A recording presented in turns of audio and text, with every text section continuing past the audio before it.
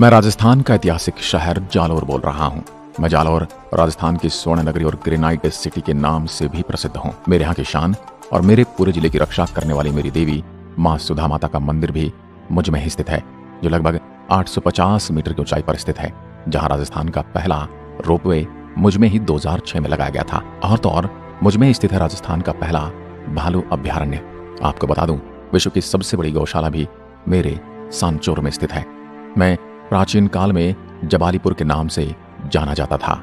मेरा ये नाम मेरे पूज्य हिंदू संत जबाली जी के नाम पर रखा गया था। मैं जालोर पहले बहुत बड़ी रियासतों में से एक हुआ करता था, जिसमें मुझे जालोर रियासत के नाम से जाना गया। मैं चित्तौड़गढ़ रियासत के बाद में अपना विशेष स्थान रखता हूँ। मैं मेवाड़ के वीर शिरोमणि महाराणा प्रताप की माँ जयवंता बाई का गृहनगर भी हूँ। मेरी पावन धरा पर पली बढ़ी कुंवर जयवंता मेरे रोटे राव उपनाम से विख्यात महाराजा अखिराज सोनगरा की बेटी थी। मैं जब भी मेरे यहाँ की माता बहनों के बारे में सोचता हूँ तो बहुत निराश हो जाता हूँ, क्योंकि राजस्थान की न्यूनतम महिला साक्षरता मेरे ही जिले की है। राजस्थान में नर्मदा नहर परियोजना से 27 मार्च 2008 को सर्वप्रथम मेरे ही सीलू गांव में जलपूर्ति की गई थी। नर्मदा नहर मेरे सीलू गांव में ही राजस्थान में प्रवेश करती है। राज्य में पहली बार नर्मदा नहर परियोजना पर फव्वारा सिंचाई पद्धति को मेरे ही शहर से अनिवार्य रूप से लागू किया गया। मेरे शहर में माँ आशापुरा का मंदिर भी स्थित है, जिसका उपनाम महोदरी माता है। मेरे सोनगरा चौहान की कुलदेवी आशापुरा माँ का मंदिर मोदरान रेलवे स्टेशन के नजदीक स्थित है। मैं जालोर अगर मेरे यहाँ के प्रमुख नृत्यों की बात करूँ तो मेरे यहाँ के प्रमुख नृत्य हैं ढोल नृत्य, जो मेरे यहाँ के पुरुषों द्वारा किया जाता है। यह नृत्य थिरकना शैली में मांगलिक अवसरों पर होता है। इस नृत्य को प्रकाश में लाने का श्रेय जय नारायण व्यास को जाता है। इस नृत्य के बाद यंत्र ढोल व थाली होते हैं। राजस्थान का सर्वाधिक गुलाबी रंग का ग्रेनाइट मेरे ही शहर में मिलता है। इसी कारण से मुझे ग्रेनाइट सिटी भी कहा जाता है। पीले ग्रेनाइट के भंडार में ही नसोली नगर में 14 जनवरी 2004 को प्राप्त हुए थे।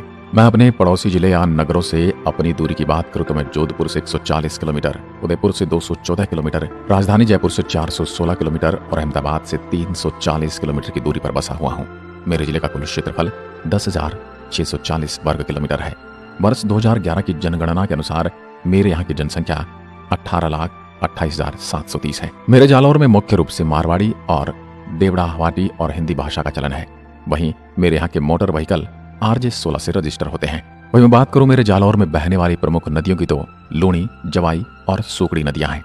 आपको बता दूं, बागली बांध सूकड़ी नदी पर सन 1956 में बनाया गया था। मेरे शहर सांचौर की गायें अपनी विशिष्ट नस्ल और दुग्ध उत्पादकता के लिए प्रसिद्ध है। मैं मेरे यहाँ की फसलों की बात करूं तो यह इसबगोल, घोड़ा जीरा और टमाटर की खेती के लिए प्रसिद्ध हूँ। इसके अलावा मुझ में बेदाना अनार की खेती भी होती है। मुझे अपनी अलग ही विशेषताओं के कारण राजस्थान का पंजाब भी कहा जाता है। मेरे यहाँ का सांचौर शहर सांचौर अस्पतालों की बहुतायतता और क्वालिटी के लिए प्रसिद्ध है। राज्य की सबसे बड़ी दूध डेयरी रानीवाड़ा में मुझ में ही स्थित है। मैं अगर बात करूं मेरे इतिहास की तो मेरे इस शहर को 8वीं शताब्दी ईस्वी में स्थापित किया गया था। इसे संत महर्षि जबाली के सम्मान में जबलीपुर कहा गया था। मेरा यह शहर जिस पहाड़ी पर स्थित है उसकी वजह से इस शहर को स्वर्णगिरी के नाम से भी जाना जाता है। आपको बता दूं कि गुर्जर, प्रतिहारों, परमारों और चौहानों सहित कई शासकों ने मुझ पर शासन किया है, लेकिन बाद में दिल्ली के क्रूर मुस्लिम राजा अलाउद्दीन खिलजी ने मुझे नष्ट कर दिया था और अलाउद्दीन खिलजी ने मेरा नाम जलालाबाद रखा था। इसके बाद 4 शताब्दी के बाद 1704 में मारवाड़ के शासकों ने मेरा गौरव मुझे वापस लौटाया। अब चलते हैं मेरे शहर के मुख्य पर्यटक स्थलों की ओर। जालोर का किला मेरे शहर का एक किला यहाँ का मुख्य आकर्षण केंद्र है। मेरा यह किला वास्तुकला का एक प्रभावशाली नमूना है। ऐसा माना जाता है कि इस किले का निर्माण 8वीं और 10वीं शताब्दी के बीच हुआ था। यह किला 336 मीटर की ऊंचाई पर एक खड़ी पहाड़ी से घिरा हुआ है, जहां से मेरे शहर का शानदार दृश्य नजर आता है। यह किला परमार शासन के तहत मारू के 9 महलों में से एक था, जिसे सोनगिर या गोल्डन माउंट के नाम से भी जाना जाता है। किले का प्रमुख आकर्षण ऊंची किलेनुमा दीवारें हैं और उन पर बने तोपों के गढ़ हैं। आपको बता दूं, मेरे इस किले में 4 बड़े द्वार हैं, लेकिन पर्यटक एक ही तरफ से 2 मील लंबी सरपणी चढ़ाई के बाद पहुंच सकते हैं। अगर आप मेरे शहर की यात्रा करने आ रहे हैं तो आपको इस किले को अपनी सूची में अवश्य शामिल कर लेना चाहिए। अब मैं आपको लिए चलता हूँ तोपखाना। ये शहर के मध्य में स्थित है। यह तोपखाना जो पर्यटकों के आकर्षण का केंद्र भी है। यह तोपखाना कभी एक भव्य संस्कृत विद्यालय था, जिसे राजा भोज ने 7वीं और 8वीं शताब्दी के बीच में बनवाया था। राजा भोज एक बहुत बड़े संस्कृत के विद्वान थे और उन्होंने शिक्षा प्रदान के लिए अजमेर और धार में कई समान स्कूल बनवाए। देश के स्वतंत्र होने के पहले जब अधिकारियों को इस स्कूल का इस्तेमाल गोला बारूद के भंडारण के उपयोग में किया गया था तो इसका नाम तोपखाना रख दिया गया। आज भले इस स्कूल की इमारत काफी अस्त व्यस्त हो चुकी है, लेकिन इसके बाद भी यह आज भी काफी प्रभावशाली है। तोपखाना की पत्थर की नक्काशी पर्यटकों को बेहद आकर्षित करती है। यहाँ इसके दोनों तरफ 2 मंदिर भी स्थित हैं, लेकिन इन मंदिरों में कोई मूर्ति नहीं है। तोपखाने की सबसे संरचना जमीन से 10 फीट ऊपर बना एक कमरा है, जहाँ जाने के लिए सीढ़ियां लगाई गई हैं। इस कमरे के बारे में ऐसा माना जाता है कि स्कूल के प्रधानाध्यापक का निवास स्थान था। अब चलते हैं सराय मंदिर। यह मंदिर मेरे शहर के प्रमुख मंदिरों में से एक है। आपको बता दूं, यह मंदिर मेरी कलशचल पहाड़ी पर 640 मीटर की ऊंचाई पर स्थित है।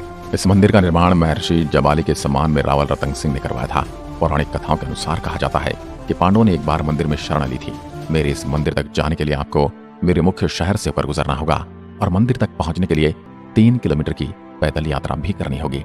अब आते हैं सुधा माता मंदिर पर।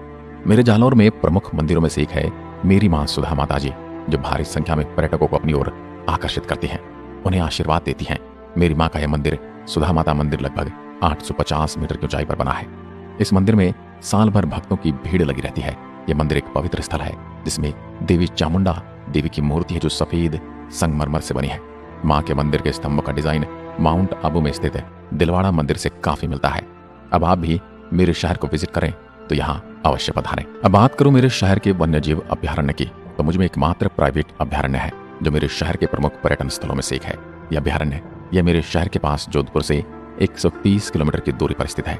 यह अभ्यारण्य एक दूरस्थ प्राकृतिक जंगल है जो 190 वर्ग किलोमीटर के क्षेत्र में फैला है। इस अभ्यारण्य में पर्यटक कई तरह के लुप्तप्राय जंगली जानवरों को देख सकते हैं। यहाँ पाए जाने वाले जानवरों में रेगिस्तानी लोमड़ी, तेंदुआ, मृग और हिरणों के झुंड को जंगल में देखा जा सकता है। यहाँ पर आप पक्षियों की 200 विभिन्न प्रजातियों को देख सकते हैं। अगर आप एक प्रकृति प्रेमी हैं तो जालौर वन्य अभ्यारण्य आपकी सैर के लिए बहुत ही उपयोगी सिद्ध होगा। अब मैं आपको दर्शन करवाऊंगा मेरे नीलकंठ महादेव मंदिर के। मेरे जिले की भाद्र जून तहसील में स्थित यह मंदिर भगवान शिव को समर्पित है, जो पर्यटकों को बेहद आकर्षित भी करता है और उन्हें शांति भी देता है। मेरे इस मंदिर में प्रवेश करते समय आप इस मंदिर को देख सकते हैं। यह मंदिर अपनी ऊंची संरचना से यहाँ आने वाले पर्यटकों को बेहद प्रभावित करता है। इस मंदिर के बारे में कहा जाता है कि यहाँ एक विधवा महिला ने एक शिवलिंग देखा था और उसके बाद वह नियमित रूप से इस शिवलिंग की पूजा करने लगी थी। कहा जाता है कि एक विधवा महिला के मजबूत विश्वास और आस्था श्रद्धा के चलते वहां पर रेत का एक विशाल टीला उभर आया था। शिवलिंग के इस चमत्कार को देखकर मंदिर की स्थापना की गई। यह मंदिर बहुत पुराना है और इस मंदिर में बारिश के मौसम में और शिवरात्रि के दौरान भक्तों की भीड़ आती है। मेरे ही जालौर दुर्ग के बारे में कहा जाता है कि राय के भाव रातों में बीत गई।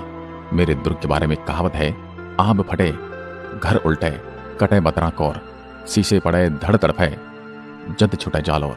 जहाज मंदिर एक जैन मंदिर है जो मेरे बिशनगढ़ नगर से 5 किलोमीटर दूर मांडवला गांव में है। मंदिर के अन्य कोनों पर भी मूर्तियां रखी गई हैं। आराधना भवन और भोजनशाला के साथ एक विशाल धर्मशाला भी जुड़ी हुई है। श्री स्वर्णगिरी तीर्थ मेरे शहर के पास स्वर्णगिरी पहाड़ी पर स्थित है। पद्मासन मुद्रा में बैठे भगवान महावीर मेरे मुख्य आराध्य देव हैं। मेरे भगवान महावीर के मंदिर का निर्माण मेरे महाराजा कमरपाल ने करवाया था और इसकी देखरेख श्री स्वर्णगिरी जैन श्वेतांबर तीर्थ पेड़ी नामक ट्रस्ट करता है।